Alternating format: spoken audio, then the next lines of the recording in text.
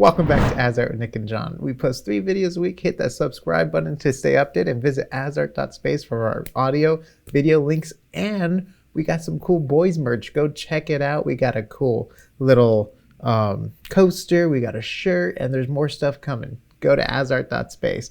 John, this has been a crazy fun episode. I really enjoyed this episode a lot. It's definitely a different. Well, it's back to boys style for sure. But the funnest part is we're getting these insights into characters that we've been kind of wondering about for a while. So obviously, Stormfront's been a big question mark. We're also getting stuff on people that a little bit more insight on the characters. So it's been really fun. So let's do a quick overview of the whole episode. At the beginning, we get the chip removal. They pull out the chip. And now she's free to do whatever. It's kind of like a Suicide Squad kind of vibe, right? So that's what I was kind of curious about. So is that a chip as in it'll kill you, or is it chip as in they track where you're going? Because throughout the whole series, we've had kind of characters that have kind of snuck off to go do other things. I'm like, if they're tracking them the whole time, then how are you able to really sneak around? Whereas if it's like this, they didn't really explain what it is, did they? It's just kind of, they didn't explain it I guess we're going to find out, hopefully, in some more episodes. I wonder if we're going to find out, We're still on set of this movie shooting scene, so we have some fun stuff going on between Homelander and Stormfront. Comes to some banging in some dirty hallways, nice and dirty stuff going on, but we see more into the relationship in this episode. We see more with Maeve gathering up courage to stand up to Homelander, too. We see the Deep come back in a big way, because we really haven't seen the Deep. He comes back in a big way for a team up with Maeve, and also to give A-Train a hug and a Fresca. Fresca, that's right. Fresca. And then we have Butcher and the gang. They got some new information because Starlight did some research, and they're on an adventure together, which they go, and we bump into Lamplighter. We see some other crazy soups. It goes berserk. As far as the information you're getting, as far as the series and the context and where things are going, you get some very interesting stuff. And now, considering that we're actually near the end of this, we're nearing the end of the season, sadly, it actually makes sense that now they're starting to bring this stuff out. Okay, they're really getting our interest, and then I'm assuming at the end of the season, hopefully we get a satisfactory end of season, but then they're going to be leading us into, okay, what's going to be happening for next season. So really fun stuff. And then we get all the background on Stormfront. Is it true? Is it false? Is she just playing Homelander? I really do think she's a Nazi. You can really tell. There's a lot of signs there. But so let's jump into it. Let's go all the way back. We'll go I know we kind of talked a little bit about the chip, but I just wanted to say, like, it totally reminds me of Suicide Squad. They got like a tracker. If they get out of line, you know, I don't doubt that they have a way to maybe even shock their system to dismantle them, because like Butcher said, it's like $1 billion investment on their side, right? So it's like they'll do whatever they can to save that investment before destroying it. So, which we even saw with Lamplighter. You know what I mean? We thought Lamplighter was gone, but they still have him running this facility to burn the evidence and stuff. So they want to save their investments as much as they can. Their investments, they want to repurpose them if they need to. They want to use them. But the main thing is like you said, it's like, okay, if you have these investments, you don't want to just have to destroy them if it comes to that. But more than anything, they're basically, they are superhumans. They're almost godlike in the case of Homelander. So it's like, okay, what do you need to do in order to control them? Now, is a thing in Homelander's neck going to kill him if you set it off? I don't know. But it seems like that's some way that they're trying to either track them or control them or both. But it was kind of an interesting thing that we hadn't really gotten too much of a hint at before. So it's kind of interesting to see that.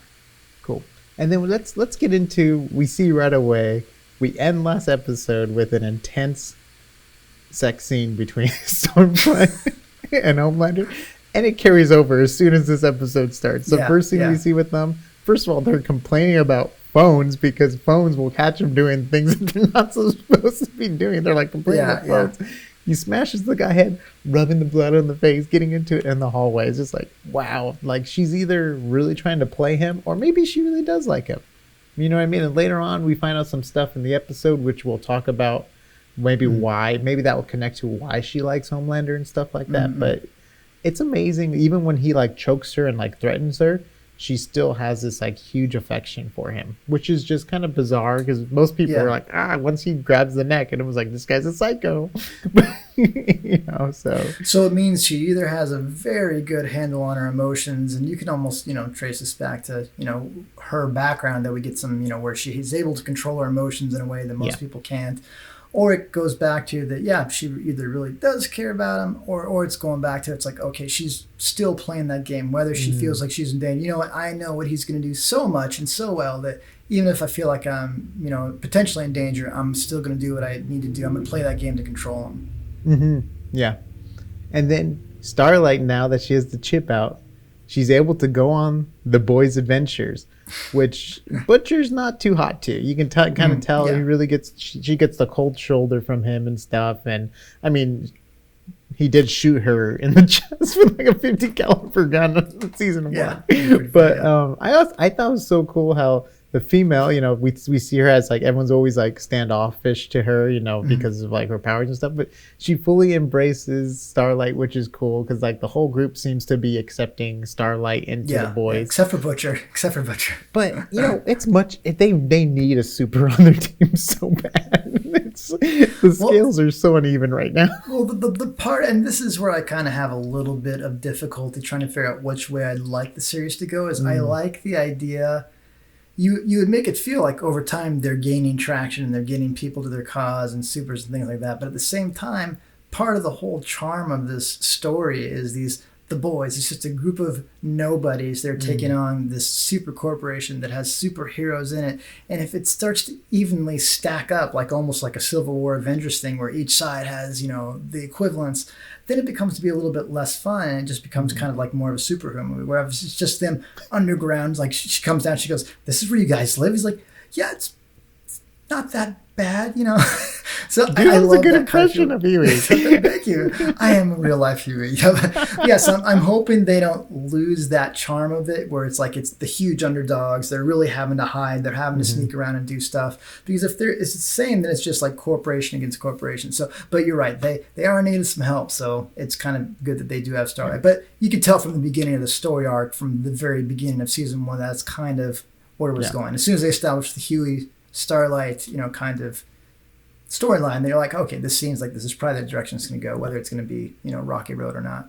And it seems like help is on the way, because Maeve is fed up with Homelander.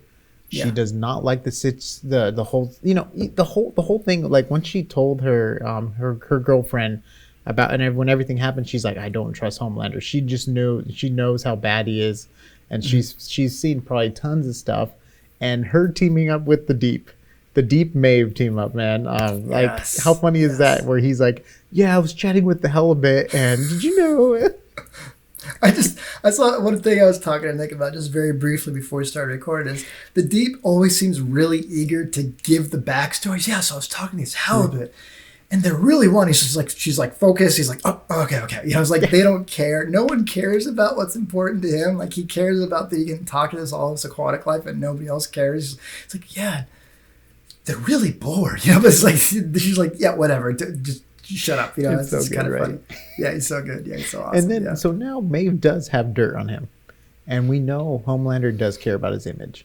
And if this gets released to the public, no one's gonna like the guy because it's so obvious. Like he just he ruined the plane. He's letting it go down, and Maeve's trying to grab people.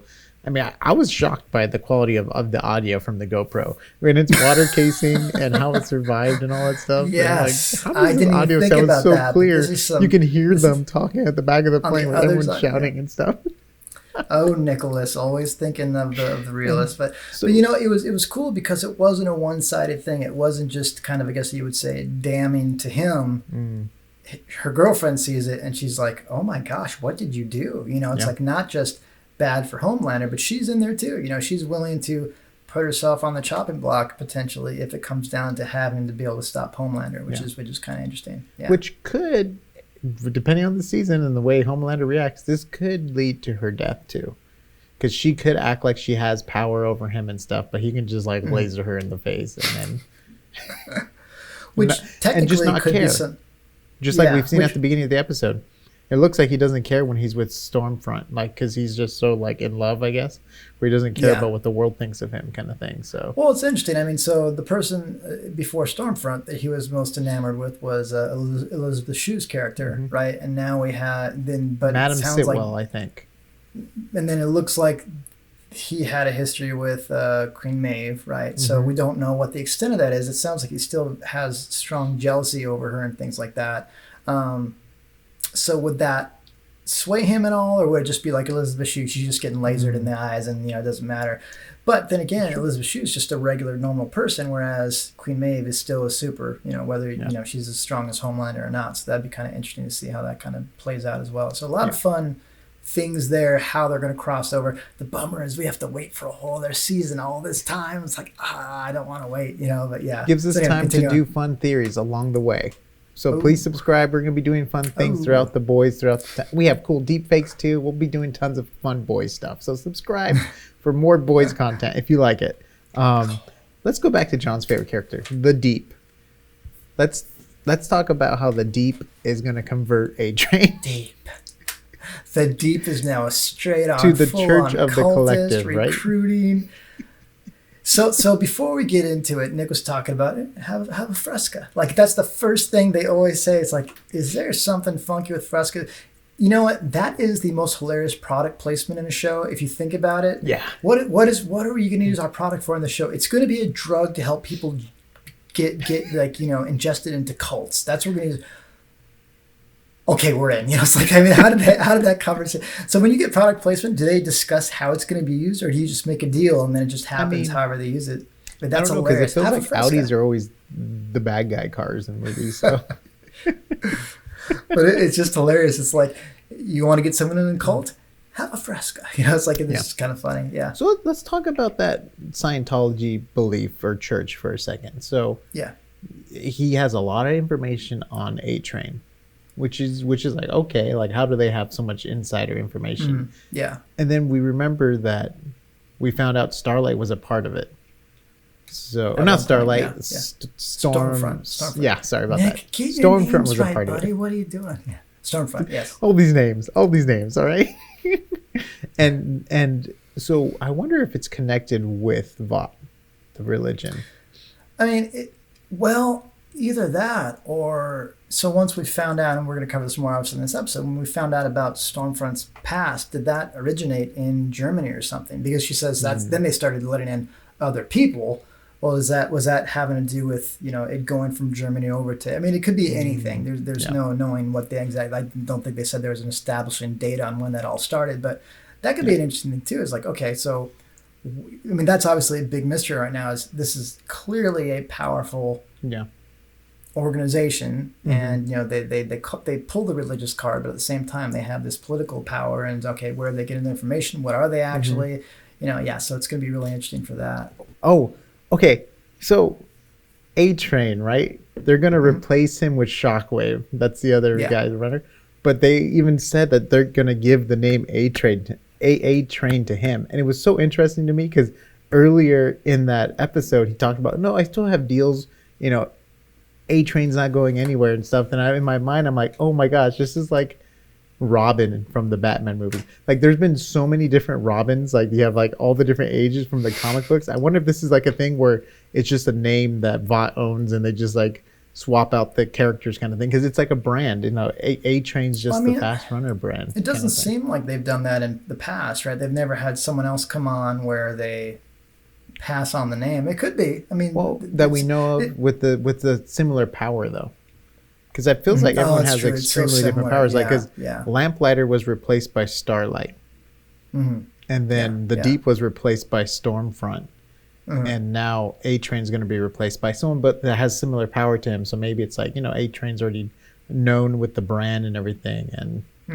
and if it's Stormfront's idea, we know now that she has some devious backgrounds where she has a lot of hate and stuff, so maybe that's her like mocking A-Train or like rubbing his name in the dirt or something. I don't know.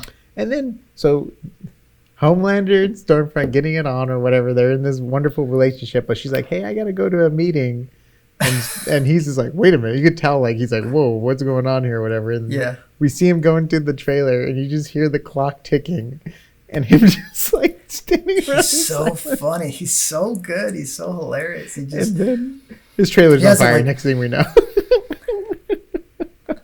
I just love how they don't show it. They don't mention it. They just cut and just, it's just, you just see the ashes of the flower. I just think it's hilarious. Yeah. And then, so that's when Stormfront goes to, it's not like a mental hospital. What is it? What would you call that kind of? Was it be like more recovery center or something like that? I think they were calling it a mental hospital, but then obviously that's not what it was. But I think that's what it initially came up as, yeah. Okay. And that's where we're introduced to Lamplighter. So Lamplighter, the only time we've ever heard of Lamplighter so far is that's the guy who destroyed Butcher's mentor's family. We just know he torched them, right? And in this episode, we get a lot of backstory with Frenchie, which was kind of weird at first. Like the backstories really weren't making sense and everything, and not until we get the final one where it connects with, what happened and why he wasn't there. I feel like we didn't even need the other. We could have just saw that and we would have known. I don't know. It just felt so out of place, the flashbacks. They kind of did. I'm not saying they did this on purpose. They kind of did it a little bit like Quentin Tarantino, where things are not out of order, but it's not making sense until you get out. You're like, what's this? What's that? And then you kind of get the whole picture. It's a fun way to keep the audience paying attention because you're trying to piece these things together and understand, why it's working. But it can be a little bit frustrating because it doesn't make sense from the beginning. But I thought it was good because we haven't really gotten much. I think we talked about in last episode, the episode before, how we haven't gotten a whole lot on Frenchie. We got some of it. We have the least amount on Mother's Milk, I feel like, but got a little bit on Frenchie, but not a whole lot. And I think this is important because it not only relates to him in The Boys, but also, kind of his life leading up and why he has all these, kind of regrets and things like that. So I thought it was cool, but at first it didn't make very good sense. It was just really awkward at first. I mean, it paid off because obviously how intense that story is and how it relates to multiple characters and stuff. But then I liked how the female didn't want to hop in the bed. She makes Frenchie hop in the bed. Oh, that's right. Yeah, that whole sequence is really funny when they're in the hospital. Yeah, it's really, really funny. And then Butcher, he left the crosshairs on Starlight. I was like, dude, don't shoot her in the chest again, man. Like, come on, dude. Like, which is just, it's funny because he had this bad experience with Homelander, but then he just has this blind, flat hate towards anybody that's considered a soup. I just thought that was kind of interesting. I'm like, that's kind of odd, but... Yeah, but we really see Butcher's heart and how much he really does care about Huey. Like when Huey was one of the big payoffs of that, in extreme danger, like he was not worried, but you can tell like it was like he was willing to go to the hospital. Well, you got to figure. So Frenchie's in there, Mother's Milk is in there. The two guys that he's closest with, and he said they're on their own. He just left and took Huey with Starlight to kind of get him care. So definitely it's showing a progression of character, and that's probably what that whole scene and that montage was about. It's like, okay, we're showing that he actually does care a whole lot, and then you see them kind of bonding over Huey. He's like, he's too good for either of us, which is kind of cool. It's doing character development for Huey, and then without Huey even having any lines. I mean, he was knocked out for a majority of the episode. He was really thrown in the backseat, like literally and story-wise. Yes. And it was really cool to see the drive to the hospital and how they were bonding, Starlight and Butcher. And then it was even cute to see them bond over them when he's in the bed and they're talking about how pathetic he is. And they both he's like that little puppet dog that just follows you. And then she's like, they're like agreeing and we're so weak funny. Or whatever. They're like agreeing. Yeah, it's so funny because he's the continual... Butcher is really the continual character development. The fun thing is sometimes in series they decide they want to develop a character in a certain direction. Okay, so we have to get the audience there with them, but they only do it over like a period of 1 or 2 or 3 episodes max. Yeah. Whereas here you're getting a continual gradual development of Butcher's character. And, along with Starlight and him as well. But Butcher, it's like he's the hardest case, even harder than Homelander from the beginning, to where he's in this place and you have to kind of get him to obviously probably where the series is taking them, with Huey and things like that. So it's Yeah. kind of fun to see how, if you just step back from enjoying the story and looking at how they're presenting the story, it's fun to see how they're kind of approaching those things. Just kind of cool. And then that whole sequence reminded me kind of Batman Arkham Asylum kind of thing. Like where all the super villains are let loose and they're like stuck and have to kind of fight their way out. Like, obviously it's not Batman because none of them had hate towards them like they did Batman. Like obviously Batman put everyone in there kind of thing. But they probably didn't like Lamplighter because he was part of the experiments and stuff. Yeah, so, they clearly didn't. But it was fun to see like the team up and them teaming up together and stuff. And Frenchie, all this time is spent with telling the story, making the bomb. He throws it out there and she like crushes it. He said, "I said it might work." And that whole sequence when Stormfront arrives and he didn't rat them out or anything, it was like, oh cool, maybe he's keeping to the promise that we saw in the flashbacks and stuff, and how he's going to spy and stuff. And it sounds like it is. Like we got a very emotional scene with the ambulance and stuff like that. She was pointing the gun at him and he was just like, yo, I'm really sorry, blah blah blah. Like you can really tell, and it's true, making him live through it is more of a suffering than putting him out of his misery. But it's cool because now I feel like we got two soups in this episode. We got Starlight and Lamplighter, which are two X7 members, which are pretty strong superheroes, if they're on the 7, I guess. I mean, but like I think Green Arrow was on the Justice League, and all they did was shoot arrows. So I don't know, like being on a team like matters. Yeah. Wonder Twins activate, bucket of water. Yeah. So we kind of glossed over the whole sequence of where they're in the hospital and they're seeing all these soups. Like there's some interesting and hilarious soups in there. So which ones do you remember the most? I mean, Mother's Milk is never going to forget one in particular, right? The one that choked him. Yeah, the one that choked him with an appendage. Love sausage. That's the character. That's a comic book reference. From the comics book, Love Sausage. It was so much hilarious. fun. It was just like so gross and wonderful at the same time, I guess. Yeah, that's hilarious. But then, so we were talking about the girl that can just, the one that got out at the end, right? They can just pinch and have someone pop, because we saw something very similar to that in an earlier episode. Yeah, I think it was like episode 2 or something like that. Yeah. No, it was episode 2 of this season, right? Season 2, episode 1 or 2 or something like that. So very early on, we see that happen to someone, and we haven't gotten anybody so far that we've seen that has that power until now. It's like, okay, so they're trying to make them powerful, injecting adults in that center, but at the same time, now they're kind of showing us something that we saw in an earlier episode. Do you think those two are connected, or do you think? Yeah, I think so. I think so, and I think that's why she doesn't like Stormfront or Lamplighter. They probably drugged her or something and got her out there and had her do the kill and then brought her back, and it's like a whole testing facility thing. So, but some good characters. Weapon X, almost from like Wolverine and stuff like that. You know how they had the special things, they were like testing them out and like enhancing their powers and stuff like that. I thought Logan a little bit, Weapon X, but then I also thought Stranger Things. She had the shaved head. I totally thought of Stranger Things, like, she has some. 11, dude, come on, how epic is that? Yeah, 11. Wait, is there a crossover happening between the boys? And do not do this. By again, the way, Nick, there's no crossover. Just to throw it out there, did you hear Amazon's doing a spin-off show of the boys on Amazon? It's going to be with like their so in the comic book, there's like a teenage Justice League. They're all teens and they have to be in that before they get to the 7. So I think it's going to focus more around teens and colleges and how like dirty and stuff it gets. Don't do that. It's the same showrunners and everything. So if it has the same exact people that are doing the boys, this might be a good show. You know what I mean? Because if they stick to comic book stories.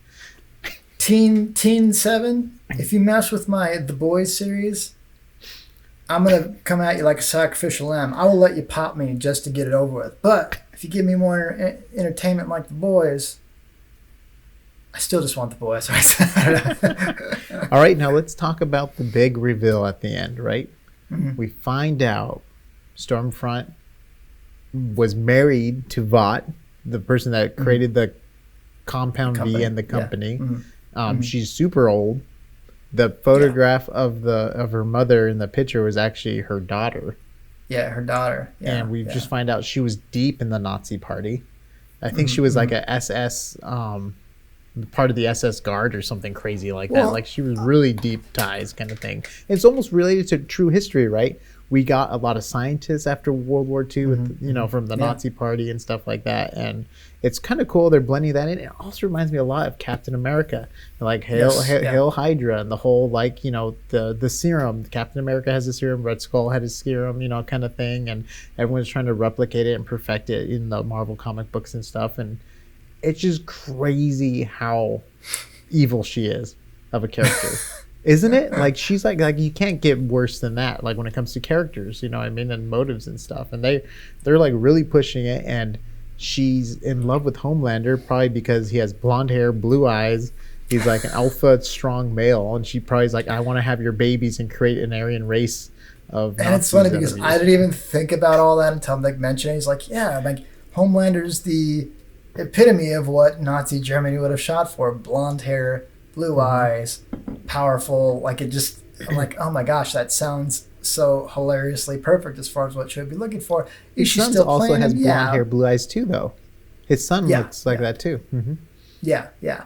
So that was interesting. I just thought it was fun for a character development point of view for her because, okay, she has a reason. Like anybody, if you were brought up to think a certain way, you'd probably think that way, or at least I have a hard time letting go of it. Okay, whether she's just inherently evil or not, she grew up in Nazi Germany, or she was part of that. She married a guy that was very in that group. She got her reputation or power from that.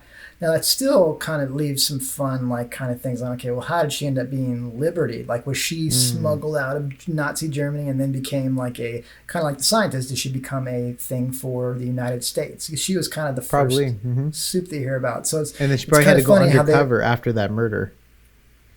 Oh yeah, that's true. Yeah, maybe. Yeah, because we saw that in an earlier episode where she actually killed what was it? Was it a black woman or a black guy? I can't remember what it was. And there was a kid in the car. Yeah.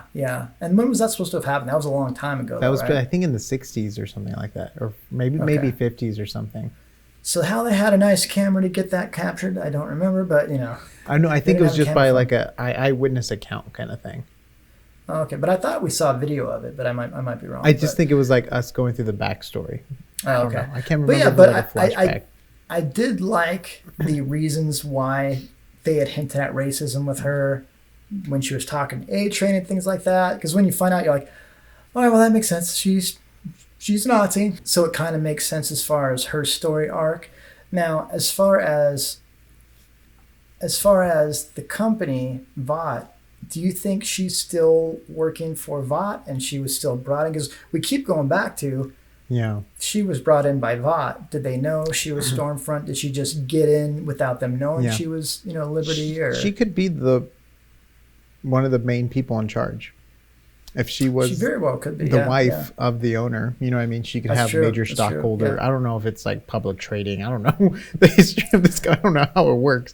But you know what I mean? She could be one of the head honchos still. And maybe since they're so good at manipulating media and stuff, after the thing, she's like, okay, let's go undercover. I'll change my persona since she doesn't age. Oh, maybe that's a thing too. Maybe once you get the V when you're an adult, maybe you don't age. Maybe like once you're injected with it, that's like one of the side effects of getting it later instead of when you're a baby or something like that.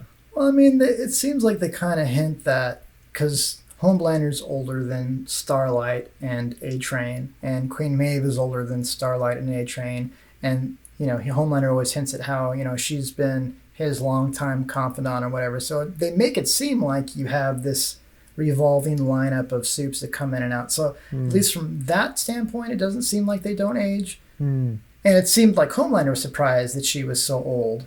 So maybe she's a special case scenario, but yeah, that was there's a lot of story that we can get into with her.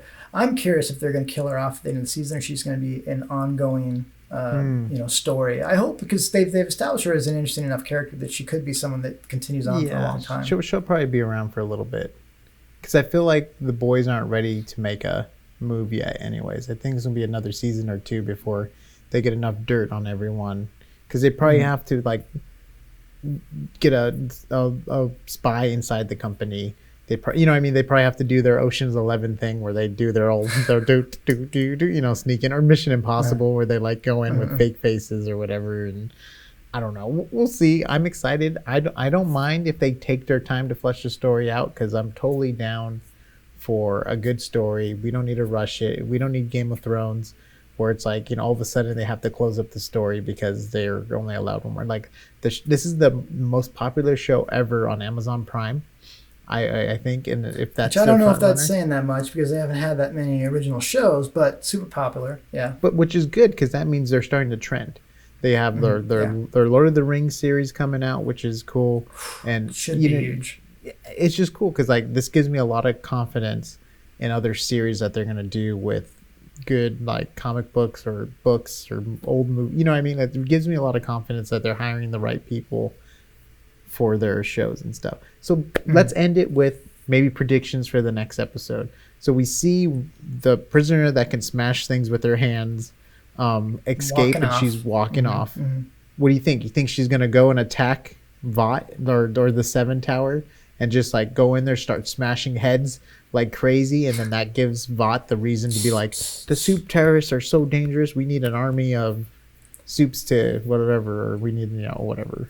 I mean, it's interesting. So if she was the one who killed the woman in the earlier episode, then she is a little bit more in the know than maybe those other people are just incarcerated there. But at the same time, does she know where the tower is and who the people are? Like, it seems like they're kind of keeping them in the dark. They don't know they're being tested by such and such and so and so. We don't know. We just heard the one guy saying he wants to go home, and then he gets torched. So yeah, I don't know what's going to happen with her. And as far as the other characters, the whole thing with Huey being hurt, I think that was just more of a character development between Starlight and Butcher. It's funny, they haven't really heard much about his wife, in the last couple episodes. So they kind of set that aside just for a little bit, which is fine. They're developing other threads, but so I think that was just more of a development thread. And we haven't got anything for Black Noir. I was hoping for a mask reveal or something. I know. God. I'm totally still one of the dark horse literally in this is Black Noir. Just so hilarious. Wild card. the funniest, one of the funniest lines are like, so who's the joke? Who's the prankster amongst all you guys? And they're like, well, let's not name names, but Black Noir, he's pretty funny. It's like every joke goes back to him. It's so funny. Like, he's going over lines with Black Noir. Yeah, I was going over like that. Awesome. He's a good character. He's a really good character. So let's give a prediction. This is maybe the biggest thing. So Homelander and Stormfront, I don't think she's going to be able to keep it, because they keep showing that he's kind of spiraling out of control. Maybe she's able to keep him in line and for a little bit, but you already see he's ticked off with her. I feel like, I don't know if that reveal of her as Liberty was sincere to him. She definitely revealed something that no one else knows. But at the same time, it's like, okay, I can't see that. Like, just seems like Homelander's probably not the most stable dude, and something's going to tick him off at some point, whether it's she's depicted as more powerful than him. I don't know. And it's interesting, too, because she did it at the company. And we know there's cameras watching everywhere in the company kind of thing. Yeah. And so it's like, maybe it was like them testing Homelander to see the way he would react with certain information and stuff too. Yeah. Everything's a plot or a ploy, or you know what I mean? I know, like, it's so fun. You're like, in this universe or this world that they're creating, it's very much like, novels, just like Big Brother is watching. Like, okay, what are they seeing? What are they not seeing? We've been surprised at certain things they haven't seen. And then at other things, it seems like they're always watching, and they have the chip that we didn't even know about that they have in them. So it's like, okay, what's what and what's going on. So it's just fun storytelling. I'm excited to see. I'm so sad it's already almost over. Like, but that 3 we got out the gate, the season's already almost ending. So this was episode 6, right? Yes. And we're getting 8 episodes. Yep, 2 more. All right, so with that, 2 more episodes left. Go ahead and click subscribe so you can kind of follow through the rest of this journey with us as we're taking a look at the remainder of the episodes. Also, a lot of other stuff on the channel beyond just like covering the boys and shows, things like that. Check out the deepfakes, check out the visual effects reviews. We've done a lot of animated series that we just like that are more old school stuff. A lot of different content. Go and check that out. If you want more links to audio podcasts and video and things like that, go and check out asart.space. We'll see you on the next AsArt.